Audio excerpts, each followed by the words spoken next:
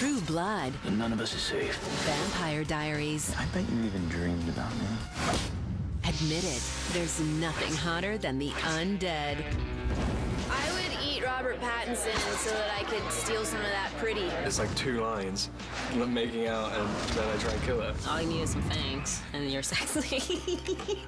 You won't believe what's behind the vampire phenomenon. Spoiler alert. We'll reveal juicy secrets about your favorite bloodsuckers as we count down the 10 vampires we love. Awesome.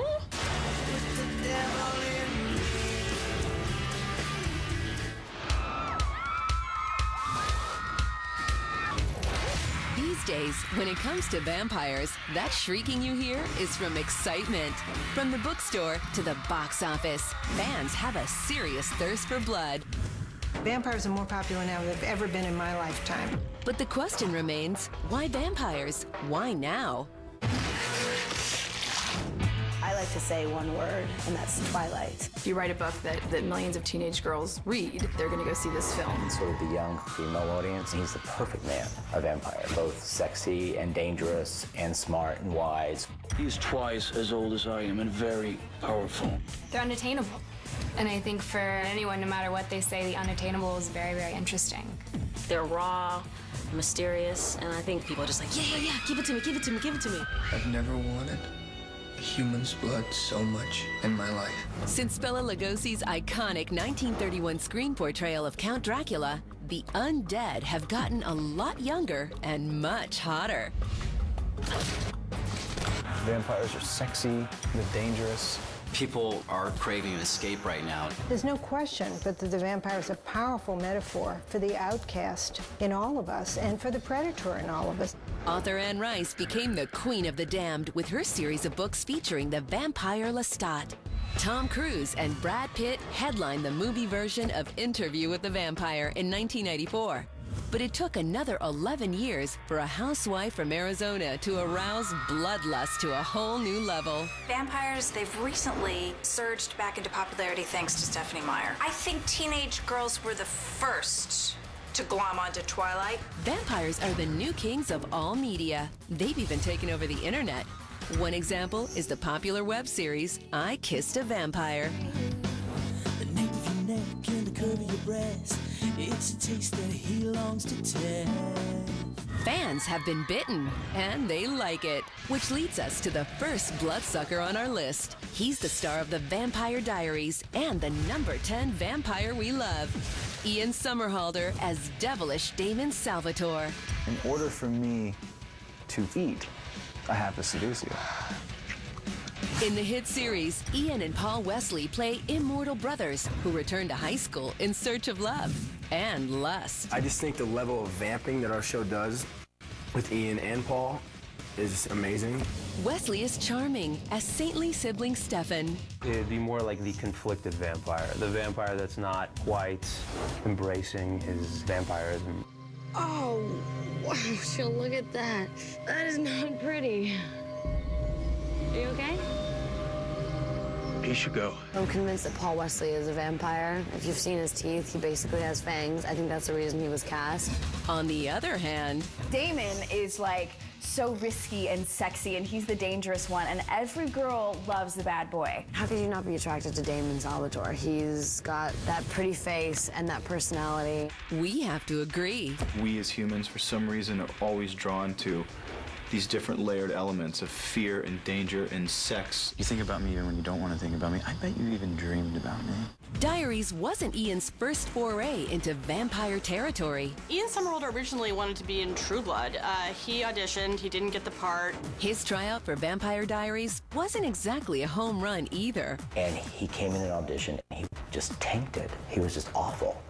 But because we all believed in him and knew he could do it, we cast him anyway.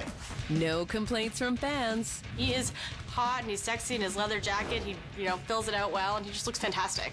Where there are vampires, there is, of course, blood. Producers knew where to go for the gore.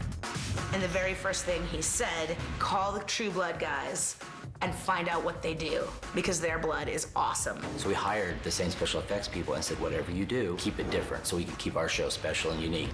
Special effects for the show are a mix of low and high-tech tricks. We do have contact lenses, red full eye covering contact lenses, and we do have fangs. Those are real.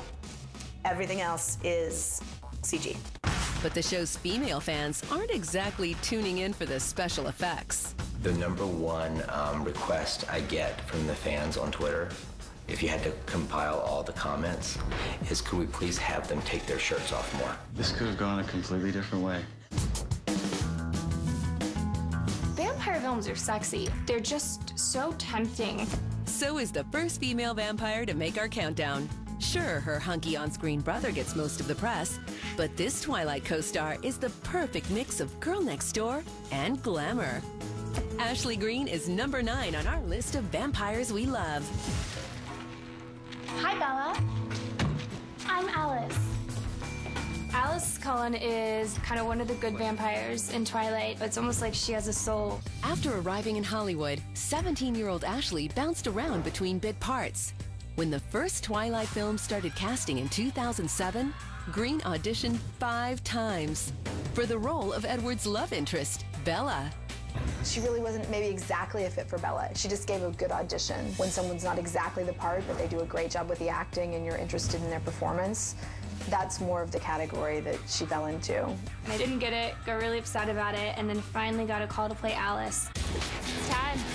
First order of business, an immortal makeover. Hi. Are you gonna be riding with us? They wigged me and they put in honey-colored contacts, and even though I hadn't been in the sun for months, they put white makeup over us. The book series had already earned Harry Potter-esque popularity. When Twilight hit theaters in November '08, the movie had a built-in cult following. You have never seen fans like Twilight fans, like vampire fans. They are crazy. My mom was like, dude, do you know you have a website? That's when I was kind of like, whoa. Ashley's just gonna get bigger and bigger as the movies go on because her part just gets bigger and more important. There's a big break and then there's Twilight, and it's just kind of turned my life upside down.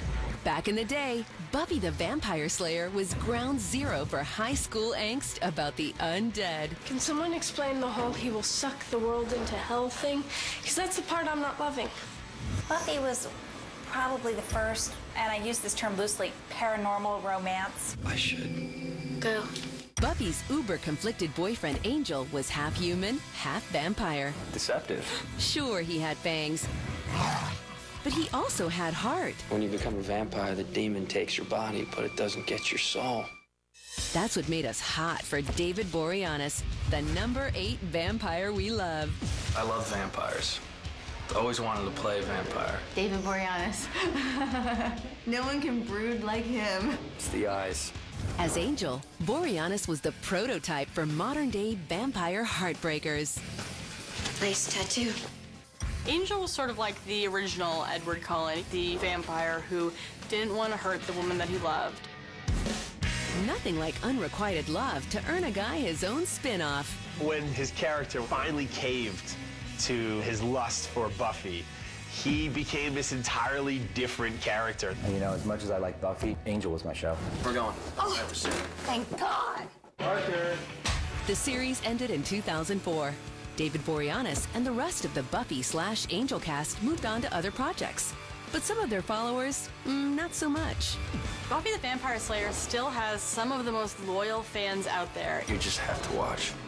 Coming up, what happens when a vampire gets bitten by the love bug? It's a lot of fire. Never